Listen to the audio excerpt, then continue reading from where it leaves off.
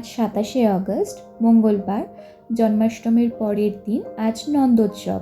আর আমাদের গোপুসোনা ঘুম থেকে উঠে গেছে। মা এখন মঙ্গলবারের পুজো দিচ্ছে, যেহেতু মঙ্গলবার বজরংবলীর পুজো হয় আমাদের ঘরে। তো মা এখন পুজো দিয়ে উঠে তারপর আমাদের নন্দোৎসব পালন করা হবে।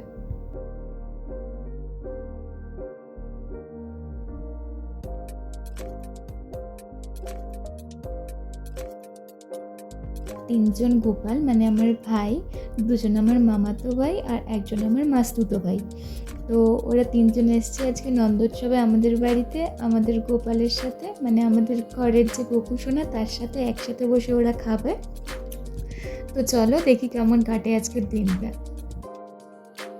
আমার বড় মামি একে একে সবাইকে বসাচ্ছে। আজকে যেহেতু মঙ্গলবার, বাড়িতে বজরংবলীর পুজো হয় আর মাও মন্দিরেও পুজো দিতে যায়। তো মা এখন যাবে সামনের মন্দিরে পুজো দিতে। গোপুসোনাতে যে চিড়ে দেওয়া হবে সেটা মাসি ধুয়ে দিচ্ছে। যেহেতু জন্মাষ্টমীর দিন আমরা অন্নভোগ দিতে পারি না, সেই জন্য নন্দোৎসবের দিন আমরা অন্নভোগ দিই। কিন্তু এই বছর শরীরটা এতটাই টায়ার্ড লাগছিল, আর মাও খুব টায়ার্ড ছিল, মায়েরও শরীরটা ভালো ছিল না। তো সেই জন্য আর অন্নভোগ দেওয়া যায়নি। তো সেই জন্য চিড়ে, দই, খই, কলা এগুলোই আমরা ভোগ দিয়েছি নন্দোৎসব। তো আমরা চারজন গোপুকে একসাথে বসিয়ে দিয়েছি, আর একসাথে বসিয়ে তারপরে আমি পুজো দিচ্ছি। তো ওদেরকে চারজন একসঙ্গে দেখতে এত কিউট লাগে, এত সুন্দর লাগে দেখতে, মনটা ভরে যায় একদম। আর জন্মাষ্টমী আর নন্দোৎসব এই দুই দিন আমার কাছে এতটাই স্পেশাল যে সারা বছরের এই দুটো দিন আমি একদম শান্তি মতো শুধুমাত্র পুজোতেই মগ্ন থাকি।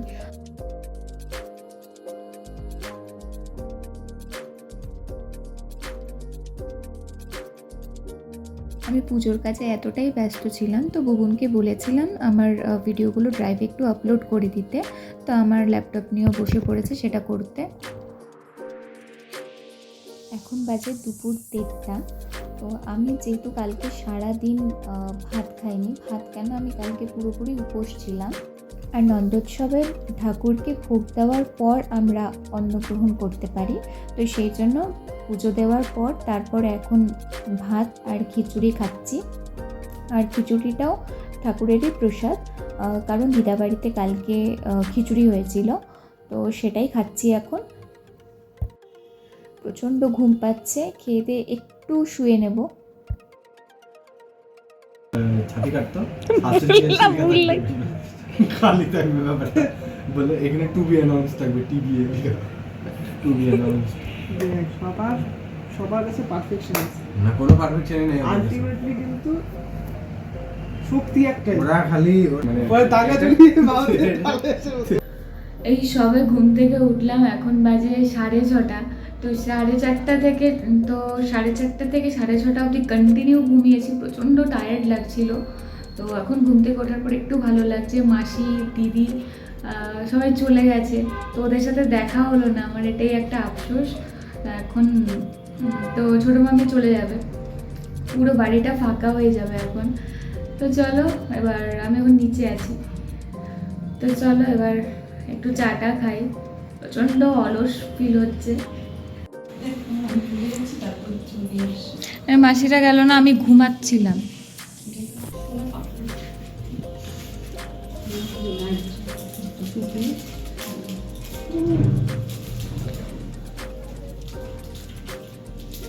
এই টুপিটা করে দিলাম, এটা করাই নিলাম।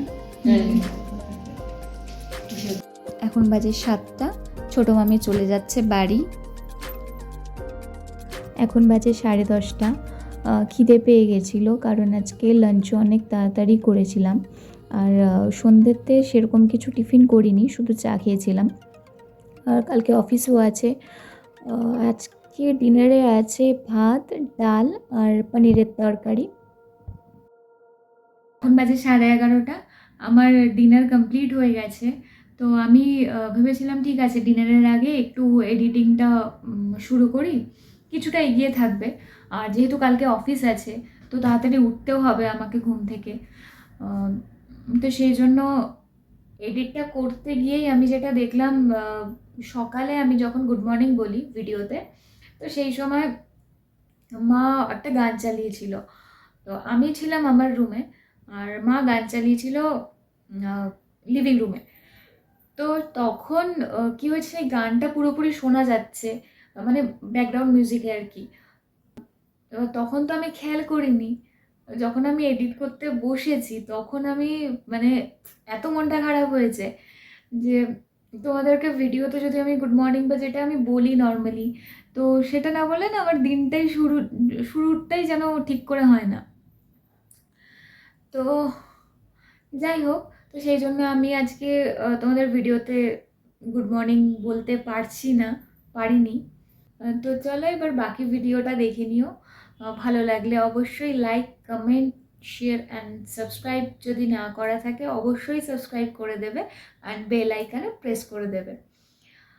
তো চলো এডিটিংটা করে আমি শুয়ে যাব। Good night.